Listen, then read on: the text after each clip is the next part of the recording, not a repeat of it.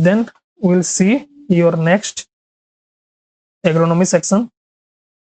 और आपका कोई कुछ डाउट हो तो आप लोग डाउट भी पूछ सकते हो, और जो लोग सेशन देख रहे हो यूट्यूब में, सेशन को लाइक कर दो और subscribe to our YouTube channel, and you can share this video among your friends so that maximum people will get benefited from this video.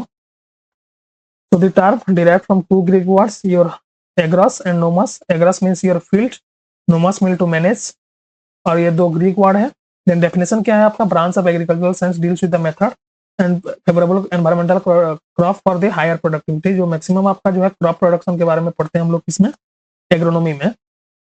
और इंडियन एग्रीकल्चर प्रीडोमिनेंटली जो सब्सिस्टेंस टाइप मतलब hand to mouth, मतलब काम चलाओ जैसा है, क्योंकि ज्यादा इसमें प्रोडक्शन नहीं है और मार्जिनल और लो फार्मर ज्यादा है, लैंड एरिया भी बहुत कम है, फार्मर इनकम भी बहुत कम है। तो इसमें जो है ज्यादा प्रीडोमिनेंटली क्या है, सब्सिस्टेंट ये होता है, सब्सिस्टेंट टाइप है इंडियन एग्रीकल्चर। देन पीटर डिस्क्रिंजे, ये क्या है आपका जो है फादर ऑफ एग्रोनॉमी है, और एक बुक भी लिखे थे, ओपस रूरालिजम कमोडरम। ये बुक भी आपको याद रखना है, ठीक है। और ये फादर, इनका नाम भी याद रखना है, फादर ऑफ एग्रोनॉमी का। देन भान हेलमंड ने क्या किया था, main principle of vegetation is water. ये भी आपको याद रखना है, मेन प्रिंसिपल वेजिटेशन का मेन प्रिंसिपल क्या है, वाटर। ये जो साइंटिस्ट थे भान हेलमंड ने दिया था। जेट्रो टूल हम लोग देखे थे, टर्म वेट्स, जीरो टिलेज, ये सब क्वेश्चन पूछता है आपको जो है। And he is known as father of weed science.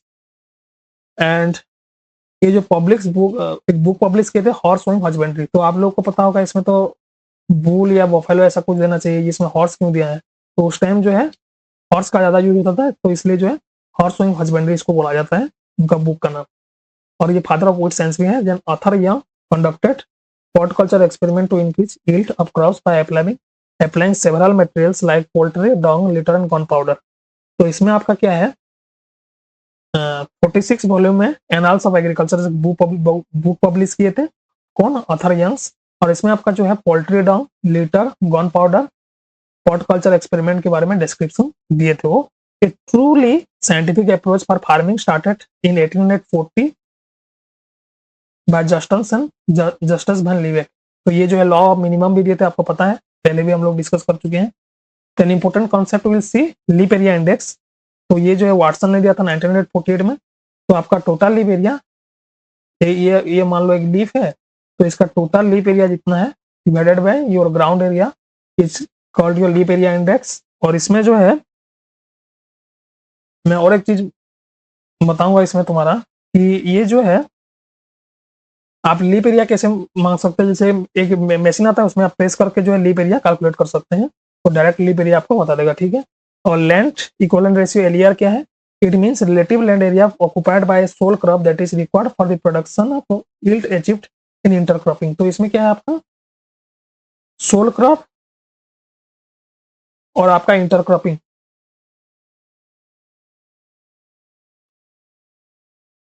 Intercrop और सोल क्रॉप से कितना आपका जो है रिलेटिव लैंड एरिया ऑक्युपाई कर रहा है, उसको जो लैंड इक्विवेलेंट रेशियो बोलते हैं। यील्ड कितना रहा है, जैसे कि आप लोग देख पा रहे होंगे फॉर्मूला पे इधर, yield of intercropping A plus B and yield of the sole crop A. तो इधर ए बी क्या है, ए आपका जो है सोल क्रॉप है, बी आपका इंटरक्रॉप है। और मान लो एलिया का वैल्यू अगर ग्रेटर देन 1 आ रहा है, तो ये इंटरक्रॉपिंग आपका बेनिफिशियरी माना जाता है। जैसे कि वैल्यू 1.10 है, तो आपका 10% यील्ड ज्यादा है मिक्सचर में। देन क्रॉपिंग इंटेंसिटी क्या बोला जाता है, क्रॉपिंग इंटेंसिटी जो है total cropping area divided by net cultivated area into 100। और इंडिया में क्रॉपिंग इंटेंसिटी कितना है, 135% है। मतलब आपका जितना क्रॉपिंग एरिया है divided by net cultivated area है, उसको क्या बोला जाता है, क्रॉपिंग इंटेंसिटी बोला जाता है। क्रॉप रोटेशन क्या है, आपका लैंड फिक्स होगा, लेकिन आप एक क्रॉप के बाद दूसरे क्रॉप लगाना तो आप जो है क्रॉप रोटेशन बोला जाता है। इसमें क्या है आप देख सकते हैं, land is fixed, crop rotated year after year on the same land. जैसे कि that is after cultivation of cereals you to take false crop in the next year. तो मैं बोला था पहले, आप जैसे कि सीरियल कुछ कर लिए, सीरियल के बाद आप फॉल्स क्रॉप ले सकते हैं। सीरियल आपका क्या है, फीड है, मेज है। फॉल्स क्रॉप क्या है आपका, जितना भी दाल ये सब होता है, ये फॉल्स क्रॉप में आता है, ठीक है। फिर maintenance and improve soil fertility. Crop rotation क्या करता है आपका, मोनोक्रॉपिंग करोगे तो आपका सॉइल फर्टिलिटी घट जाता है इसमें। और इसमें अगर क्रॉप रोटेशन करोगे तो क्या है, इसमें इंप्रूव सॉइल फर्टिलिटी और मेंटेनेंस होता है सॉइल फर्टिलिटी का। और इसमें जो क्या है क्रॉप रोटेशन का और भी है, सॉइल इरोजन चेक्स होता है और कंजर्व मॉइस्चर भी कंजर्व करके रखता है इसमें। The incident of harmful pathogens, insect pest, nematode, weed which are associated with particular crops can also be managed. मान लो किसी क्रॉप तुम किसी एरिया पे ये कर रहे हो और उसमें ज्यादा से ज्यादा पैथोजन और इंसेक्ट पेस्ट डैमेज हो रहा है, तो आप क्रॉप चेंज करोगे तो उसका जो है डैमेज और पैथोजन, डिजीज, इंसेक्ट ये सब भी कम हो सकता है, तो इसलिए क्रॉप रोटेशन एक अच्छा मेथड है। Then next will see crop rotation intensity, CRI, उसको क्या बोला जाता है? Number of crops in crop rotation divided by number of crops into 100। ये फॉर्मूला थोड़ा गलत लग रहा है, उनको एक बार चेक करते हैं।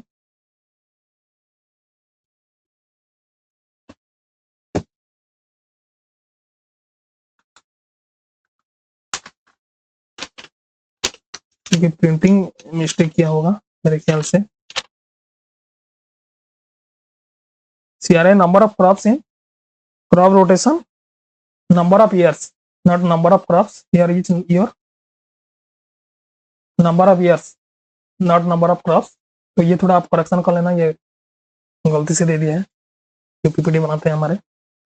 तो नंबर ऑफ क्रॉप्स मान लो आपका 2 है और 2 साल में जो है आपका एक साल में जो है 2 क्रॉप्स है, तो आपका ये हो गया ईयर, नंबर ऑफ क्रॉप्स 2 है, तो इंटू 100 आपका जो है 200% क्रॉप रोटेशन इंटेंसिटी है। Then crop rotation intensity for 2 years, 2 years में आपका 3 क्रॉप है, groundnut, wheat, sugarcane, तो 3/2 इंटू 100 150% है। ये याद करना है आपको, ठीक है। ये पूछता है आपका जो है क्रॉप दे देगा और ईयर दे देता है, नहीं तो ईयर नहीं देता है, बेसिकली क्रॉप देता है और क्रॉप रोटेशन इंटेंसिटी पूछ लेता है। देन 3 ईयर्स है आपका पेडी, पोटैटो, शुगर केन, अरहर, व्हीट, तो इसमें जो है आपका 5 क्रॉप्स है, 3 ईयर्स है, तो उसके हिसाब से आप लोग कैलकुलेट कर सकते हैं और आंसर आप बता सकते हैं, ठीक है। देन क्रॉपिंग सिस्टम क्या है? refers to the cropping patterns used on the farm and their interaction with farm resources associated with farm enterprises and their available component technology। इसको क्या बोला जाता है? आपका क्रॉपिंग सिस्टम बोला जाता है। क्रॉपिंग पैटर्न्स जो यूज किया जाता है फार्म में, उसको क्रॉपिंग सिस्टम बोला जाता है, और interaction with farm resource and farm technology को क्रॉपिंग सिस्टम बोला जाता है। देन हार्वेस्टिंग इंडेक्स क्या है आपका? तो इसमें आप देख सकते हैं grain yield divided by biological yield into 100, ये जो है आपका हार्वेस्टिंग इंडेक्स बोला जाता है। और ये भी है economic yield divided by biological yield into 100, ये भी आपका फॉर्मूला है grain divided by grain plus straw into 100। तो इसमें क्या, जैसे कि आप लोग हार्वेस्टिंग इंडेक्स किसको बोला जाता है?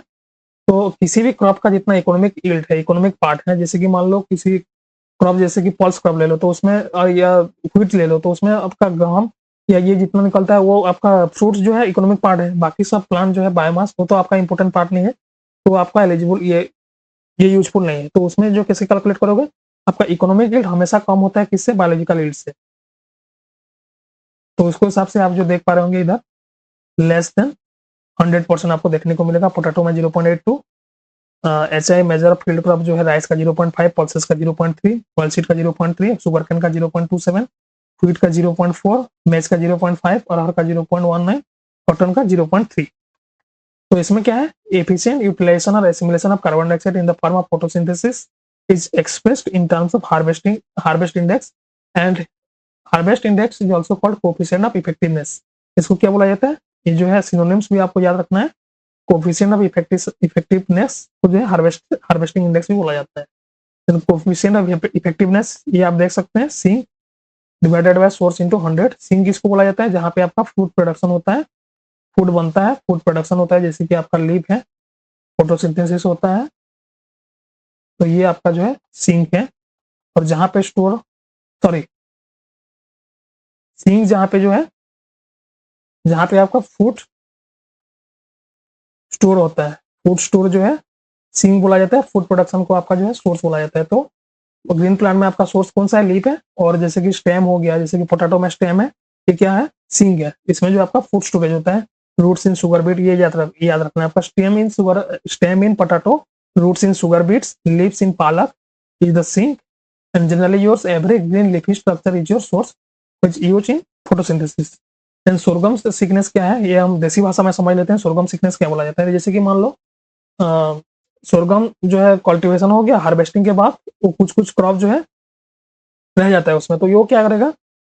सॉइल में जितना नाइट्रोजन है उसको एब्जॉर्ब कर देगा, न्यूट्रन एब्जॉर्प्शन करेगा, और जो है लॉन्ग टाइम तक वो ग्रो करते रहेगा। तो उसका जो है डिकम्पोजिशन मतलब जब डिस्ट्रॉय होगा उसको डिकम्पोजिशन के लिए जो है आपका ये चाहिए, बैक्टीरिया चाहिए, तो उसको जब डिस्ट्रॉय करेंगे वो लोग, तो जब आप कुछ नया प्लांट लगा रहे हैं तो नया प्लांट लगाने के बाद भी आपको जो है नाइट्रोजन रिक्वायरमेंट है, जो नया प्लांट आया है तो वो नाइट्रोजन रिक्वायरमेंट फुलफिल नहीं कर पाते हैं, क्योंकि जो है जितना आपका पहला वाला जो बैक्टीरिया था उसका डिकम्पोजिशन में लगे हुए रहते हैं सोरगम का, तो इसलिए जो आपका नाइट्रोजन डेफिशिएंसी क्रिएट करता है। जहाँ पे आपका पहले से सोरगम क्रॉप उगाया गया हो तो उसको जो है क्या बोला जाता है, सोरगम सिकनेस। तो एक बार पढ़ लेते हैं हम लोग क्या बोला जाता है। This is the harmful effect on succeeding crop due to unavailability of nitrogen. ये भी आपको याद रखना है, अनअवेलेबिलिटी और नाइट्रोजन सोरगम क्रॉप में देखने को मिलता है, सक्सीडिंग क्रॉप, इसको सोरगम सिकनेस बोला जाता है। क्या है, stubbles of sorghum takes a long time to decompose due to wide carbon is to nitrogen ratio. Hence, during the process of decomposition, soil nitrogen get blocked and temporarily immobilized, affecting growth of the succeeding crop by showing early nitrogen deficiency symptom due to wide CON ratio of the sorghum residue। मैं बोला था sorghum residue आपका decomposition कौन करता है, bacteria, और वही bacteria जो आपका नाइट्रोजन फिक्सेशन भी करता है। तो वही जो नाइट्रोजन फिक्सिंग बैक्टीरिया डिकम्पोजिशन में लग गया, तो वही डिकम्पोजिशन में लग गया, तो इसमें क्या नाइट्रोजन फिक्सेशन वाला बैक्टीरिया नहीं रहता है, तो वो क्या जो है प्राइमरीली क्या करता है, आपका नाइट्रोजन डेफिशिएंसी सिम्टम शो करता है किसमें, जिसमें आपका सोरगम क्रॉप रहता है। ठीक है, तो इसको याद रखना है। तो उसके लिए क्या है, जैसे कि सोरगम, किसी फील्ड में आप सोरगम उगाए हैं और अगर कुछ दूसरा फील्ड मतलब कुछ क्रॉप उसमें लेके आ रहे हैं, तो उसमें क्या दिया जाता है आपका, फिर नाइट्रोजन फर्टिलाइजर यूज किया जाता है। जैसे कि आप लोग देख पा रहे होंगे 25% more nitrogen is applied at the time of first fertiliser dose of succeeding crop. तो ये भी सोरगम सिकनेस आपका जो है नाइट्रोजन डेफिशिएंसी के लिए होता है, ये याद रखना है। ठीक है, और इसके लिए क्या है, आपका नाइट्रोजन फर्टिलाइजर यूज होता है। If you are new to our channel, subscribe to our YouTube channel #agriculture. You can join our WhatsApp group for the daily updates and materials you can see here, and you can join our Telegram group also, and agricultural job updates we have another Telegram group #agrijobs. You can follow us on Instagram. And I have seen that our team member also saying that you are just watching the video and not subscribing to our YouTube channel. So go and subscribe for the more updates and daily updates for your job related updates and exam related updates and free contents. You can see all these groups where students are interacting well. So thank you so much for watching. Please subscribe to our YouTube channel and likes and comments. Whatever your doubts, you can put comments in your comment section and we'll answer your queries. And share this video among your friends so that maximum your friends were benefited. Thank you so much for watching #agriculture.